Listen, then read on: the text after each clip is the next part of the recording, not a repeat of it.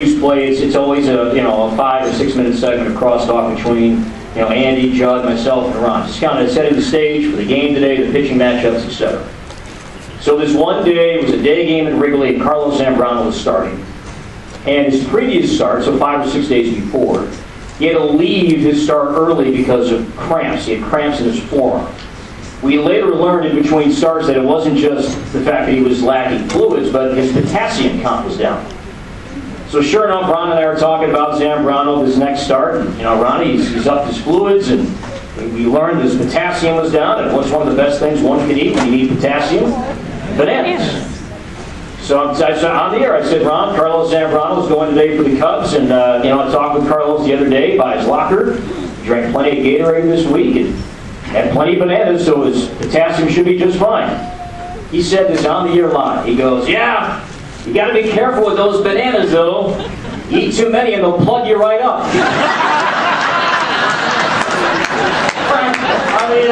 I can't stop cackling. I can't believe you just said that. And then we got to finish this segment. I got to make the back-to-back jacks. I got some sponsor things I have to read.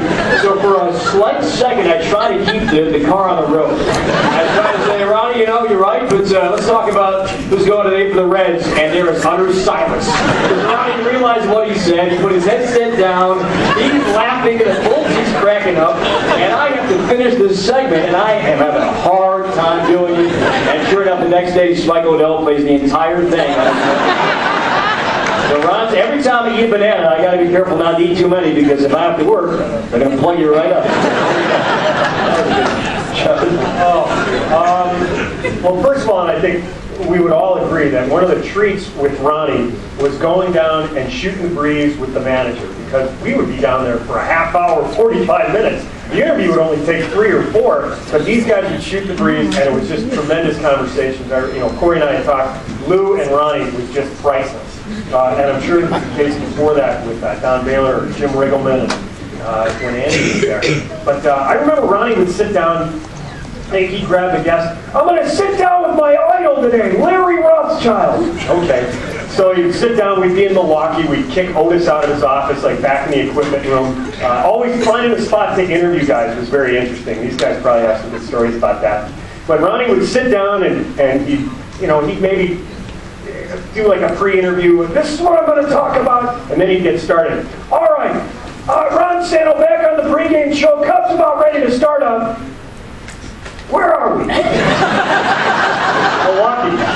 Oh, okay, all right. Okay. Ron Santo back on the pregame show, and the Cubs are about ready to start a 3-game series in. Oh my God. Honey, just go. I'll fix it. Don't worry. That was always a treat. Always much fun. The cough button on Ron's side never really seemed to work that well. There's a cough button, for those of you that are not familiar. It's on your table. You can press it, and it kills the microphone, so you cough or sneeze, or you ask the engineer something, and then you release it, and then you're back on the air. Did Ronnie ever really understand the concept? It was obvious. Because he would sneeze, he would cough, he would belch right on the air, and then laugh about it. And I was thinking, as Corey was telling his last story, part of the funny thing about Ron is he would be so serious, and the moment would be so serious, and yet he would do something that was hilarious, and it was really a challenge to not laugh out loud. He always used to borrow my dental floss, okay? And he never knew the name of it either. He would give me the sign. Do you have some of that? And he would give, like he was a lumberjack, chopping wood. Do you have any of that? You want some dental floss? Yeah, that's it. I used to have cinnamon dental floss. It was red, okay? So he grabs a big strand. He always took about 4 times longer strand than he needed to. And he's doing it in his teeth, and it's between innings. Now we come back on, and a Cub, I forget who it was, Michael Barrett or Jock Jones, somebody got picked off second base. And he's got the dental floss, and he quickly puts his headset on, and somehow the dental floss is hanging down from his right ear. And now the guy gets picked off, and Ronnie is furious. And he looks at me and he says, "That's just foolish baseball."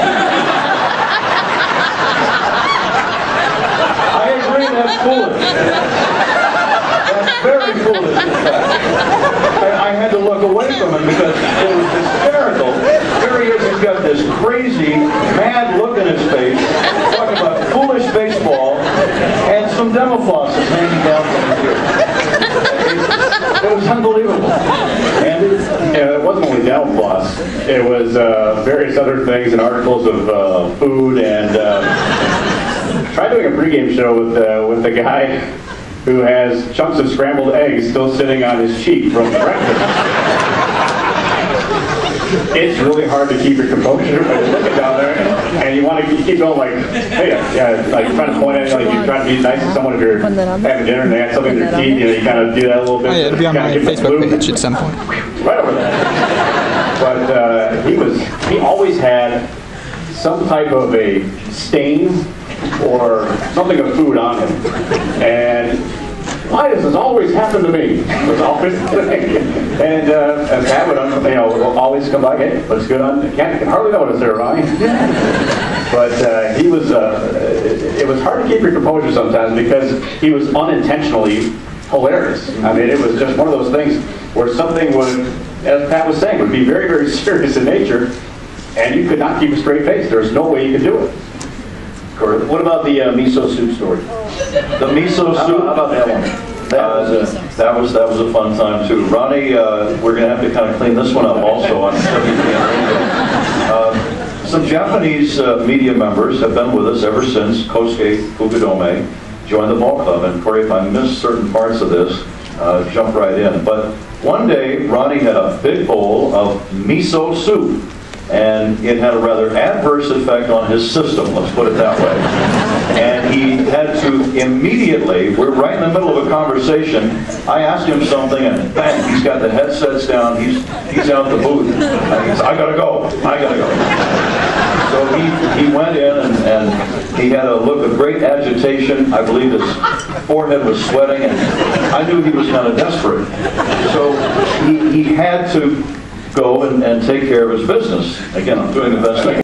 And he's trying to talk in Spanish. Ron, I don't understand what you're saying. I got to get in there. So I wish that I could have been in there just to have witnessed that. But he came back and he looked somewhat relieved. Wasn't there a part of the story too that you go in the women's restroom? Yes. Yeah, he had to. He needed to go, so he needed to go in the women's restroom. And one of the guys that works in the Cubs scoreboard, his name is Rick. His job was literally to stand guard. He was standing outside the women's restroom, and we're just half hour from the game, and make sure that Ron has his time to himself. But that miso soup, we had fun with that for a couple of weeks. You got one? Oh, I mean, there's 1,000. Actually, I want you to tell a story. You got to tell the story about Ronnie throwing peanuts in Houston.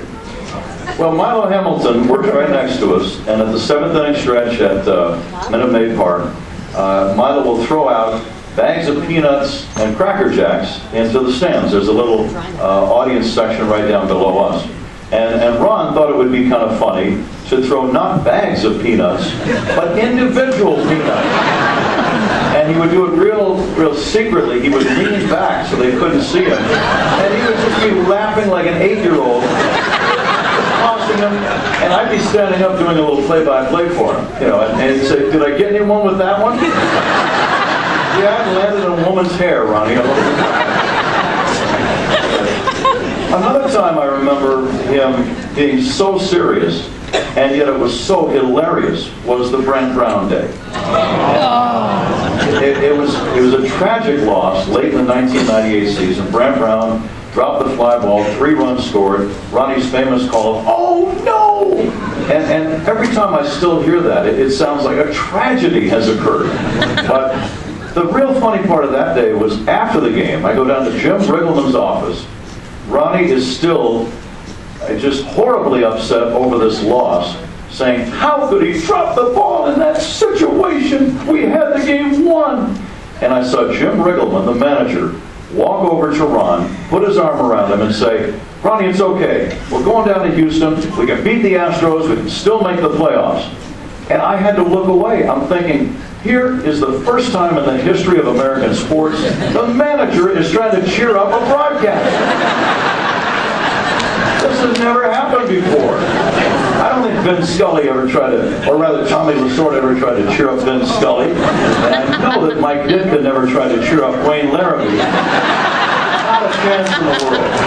But I had to look away because it was, I mean, very serious. The whole clubhouse was in mourning practically. And yet here I'm seeing something that I thought was absolutely hysterical. Andy? I'm reminded of some of the escapades we had not in the booth, after games perhaps, and back at the hotel and back in the bar after a game, and just kind of sitting and reminiscing and talking about the game and breaking it down. And we broke it down a lot, trust me, after some of those games, and it was the last thing a lot of us wanted to do. But Ron would grab you by the neck and say, "You're coming with me." So we'd sit down, and Ron would never let you pay for anything. It was, I mean, you'd reach for your wallet, and he would slap you on the hand because he didn't want you even touching your wallet. He wanted to pay for everything and for everybody. But we had one incident we had in Atlanta. There was this girl that kept trying to talk to him, and he wanted nothing to do with it. She was, in his words, less than attractive. I cleaned that up too. But she was insistent on talking to Ron. Someone had put her up to it because she didn't know who he was, and we were all kind of sitting there. And finally, Matt Bolts was sitting on one side of Ron. I was sitting on the other side. And she kind of wedged her way between me and Ron, and he looked toward Matt, and she went back around and went in between Matt and Ron. So she finally went away for a second, and he looked at Matt, and in all seriousness, he said, "Listen, you got to get her away from me. Sacrifice yourself." And Matt's like, "There is no way I'm taking one for the team here, pal." So the story continues the next day because all of a sudden we're sitting in the booth in Atlanta and the game is going on, and all of a sudden they get a close-up shot of this girl sitting behind the Cubs dugout in Atlanta.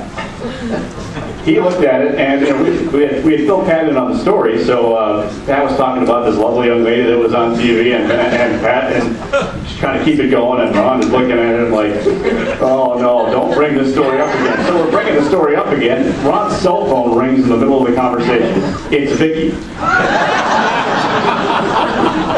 And along the lines of, Corey, what you were talking about with just laughing hysterically, I was going to do a scoreboard update that next half inning. And the laughs just kept on going inside the booth. And Ron, at the same time, had a little piece of the hairpiece just sticking straight up in the air. And he was so vain about it. And Pat always has his nice white comb with him that he carries in his back pocket. Takes the comb out and goes, should I fix it? And it just struck me as the funniest thing I've ever seen in my life at that point. Ron is still stewing over this girl. And the fact that Vicky called him as we were talking about it on the radio, so we knew she was listening. And I lost it. I think the excuse was choking on a piece of ice. You know, a serious story, not a serious, but one of the greatest days of Ronnie's life, and let's all kind of talk about this. Andy, I know you were there at the time, but Corey and Jen, I'm sure you remember the day Ronnie had number 10 retired. It was such a sweet moment.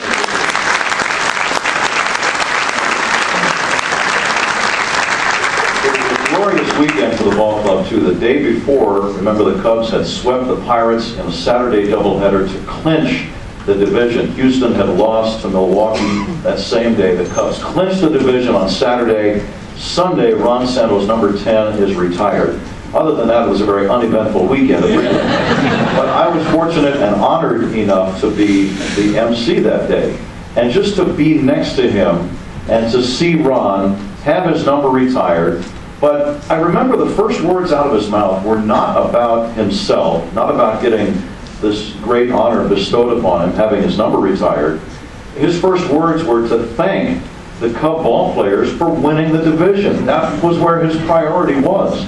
And during Ron's eulogy, I said the two things Ronnie loved in life more than anything else were his family and the Chicago Cubs. And I think I got that right. I really do, because his first words that day were, "I want to thank all the guys in that dugout right over there right now. You have made me one of the happiest guys in the world." And I honestly think that the division title meant almost as much to him as having his number retired that day.